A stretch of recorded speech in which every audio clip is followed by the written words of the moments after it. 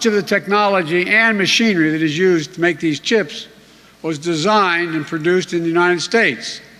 And by uniting our skills and our technological know-how, it allows the production of chips that are critical to both our countries and are essential sectors of our global economy. There is a ton of news about the fourth stimulus check, Social Security benefits that you have to know, folks, so continue watching this video. You definitely don't want to miss out on this. Now, first of all, Americans are finally receiving their tax refund checks from the federal government, and this could mean several big, huge changes. Tax refund represents a source of joy for millions of households, and this year the average check is about $3,000. Now, according to latest data, refunds are also used to pay down bills, start an emergency fund, or splurge on something special. Refund checks may be pleasant to receive, but they aren't free money from the government. Instead, they represent reimbursements from the IRS for taxes that workers overpaid throughout the year. Last year, that amounted to $360 billion in overpaid income, with 2 in 3 taxpayers receiving a check from the IRS. And because of the financial stakes, tax professionals and economists have engaged in a long-running debate about whether it's financially wise to get a tax refund or to have a close to a net zero tax return and get nothing back from the IRS. On one side of the debate, many experts cautioned that tax refunds represent interest-free loans that taxpayers give to the federal government. But on the flip side, other financial professionals say it may be better for some taxpayers to receive a refund because it essentially provides an enforced savings plan, which can be helpful for people who have trouble saving money. And according to experts surveyed by CBS News, it's a financially wise choice to get your money in your paycheck throughout the year. As of February 24th, the average tax refund was $3,000. That is a $3,000 interest-free loan that you are giving to the government. That is about $250 a month extra that you could add to your budget. That's similar to the monthly payments that many families with children received in 2021. This was money that was credited, reducing poverty and helping families afford childcare, transportation, and much more. Aside from using that money for household expenses, taxpayers could use that extra $250 to save for retirement. That's a big issue given that there's a massive retirement gap in the U.S., because with most Americans having far less than they'll need for a comfortable retirement.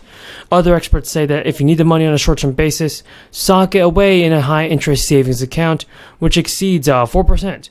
Now, by comparison, the IRS doesn't pay interest on tax refunds, which means you could be missing out on some extra money through a high-yield savings account or other investment vehicles. Almost half of Americans say they plan to receive their refund checks, and sometimes it's impossible to determine whether you get a tax refund. There are several governors and everybody that want to create state tax credits that provide low-income households with a little bit of cash this year. So if you're a person with low income, you could be getting stimulus, because Vermont's child tax credit provides $1,000 annually per child under 6 to families with adjusted gross incomes of up to $125,000.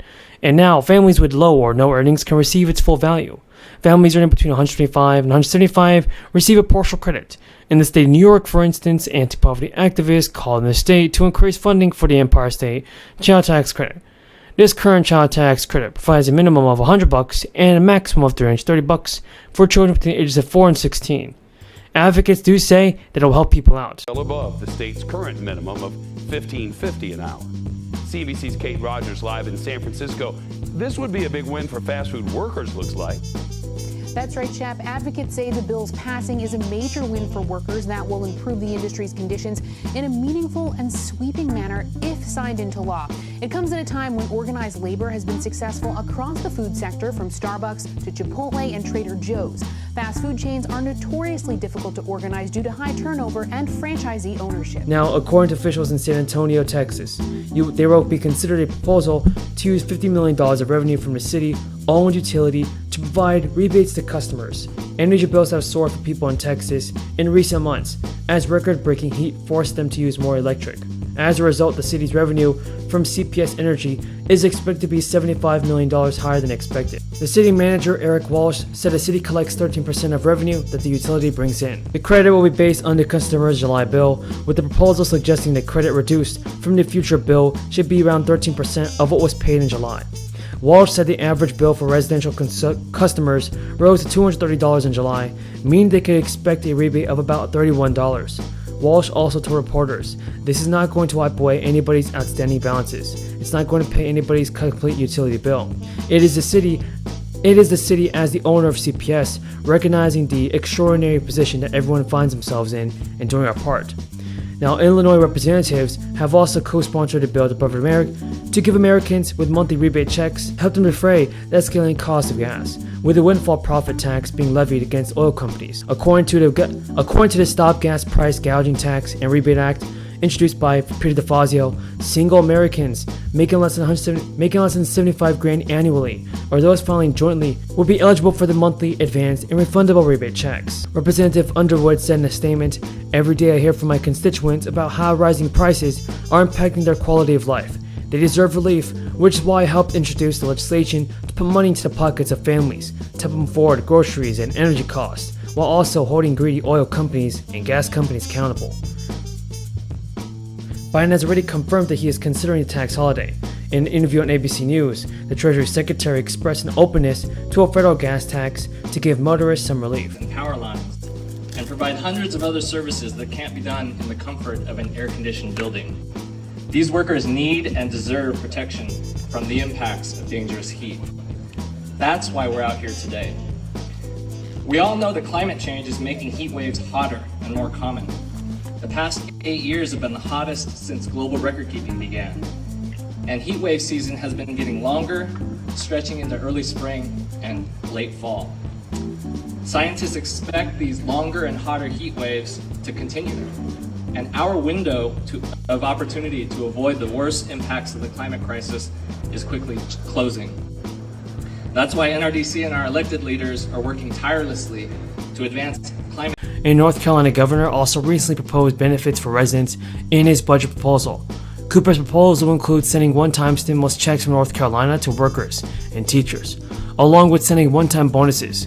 Cooper's proposal addresses education inequities, affordable housing, worker retention, and more. Cooper has raised the second-year spending by $2.3 billion to $30 billion to use some of the surplus. Also, $2.4 billion of the surplus will go toward many itemized investments, including infrastructure, economic development, and workforce training. People in Maryland are also bracing to pay more at the pump due to legislatively mandated automatic gas tax increase. A bill passed in 2013 calls for an automatic gas tax increase based on inflation, which is measured by the Consumer Price Index. In this month, Rivers will pay about 7%. People in Maryland will pay about 7 cents more per gallon of gas. This brings the total state gas tax from 36 cents a gallon to 43 cents a gallon. Ahead of the hike, some elected officials called the Maryland General Assembly to convene a special session to suspend the state's gas tax. Kathy, in demanding relief for residents from soaring gas prices, she said there's a $7 billion surplus right now in the state of Maryland and the increase. Now, the Federal Reserve is going to be taking huge action to address soaring inflations. Now, top progressive lawmakers are looking for ways to push President Biden's executive action to the fourth stimulus check. Now, consumer inflation data and the start of the second quarter earnings season could be two that make up